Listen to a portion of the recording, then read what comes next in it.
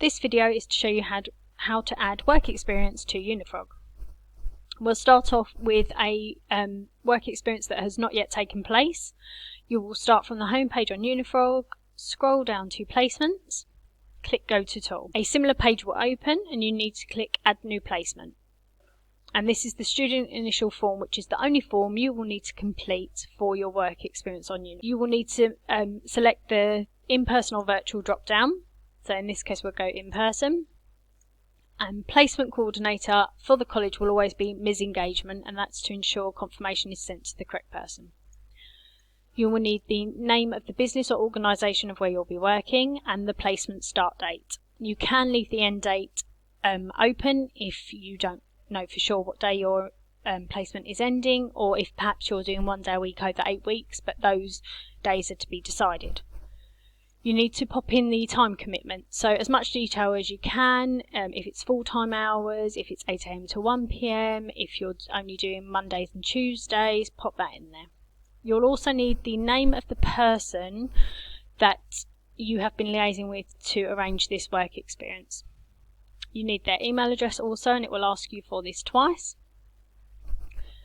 You also need their teleplacement country, their address and their postcode.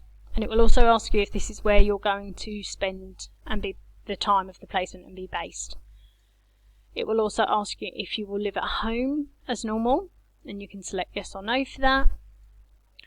If it's a no, it will ask you where you'll be living. So perhaps if you're going to work in Birmingham and you're staying with a relative, you'd need to pop that in there. It also asks you how you're going to travel to and from the placement. And then the next question is, do you have any special needs, illnesses, etc.? You can select yes or no for this, and it is entirely up to you what you enter. However, please be aware that when your parent or guardian is contacted, there will also be a section for them to fill in, and they may add information there. Next, they'll need your parent or guardian's name, and they will also be your emergency contact whilst on placement. Your parent or guardian's email, and it will ask you for that again. You will then need to agree to these 4 points listed here, ticking the box, and then once you're finished you must tick the mark as finished, because that will then prompt the next email to go to your employer. And click Add Placement, and that will add your work placement to Unifrog and prompt the employer to do the next part for you. Next, we will take a look at recording a placement or work experience that has already happened, so something you've already done. Starting from the home page again, you'll scroll down to recording what you've done and click the pink box with activities, go to Tool. A similar page will open up and click Add an Activity. You'll need to put the role that you did whilst you were on placement.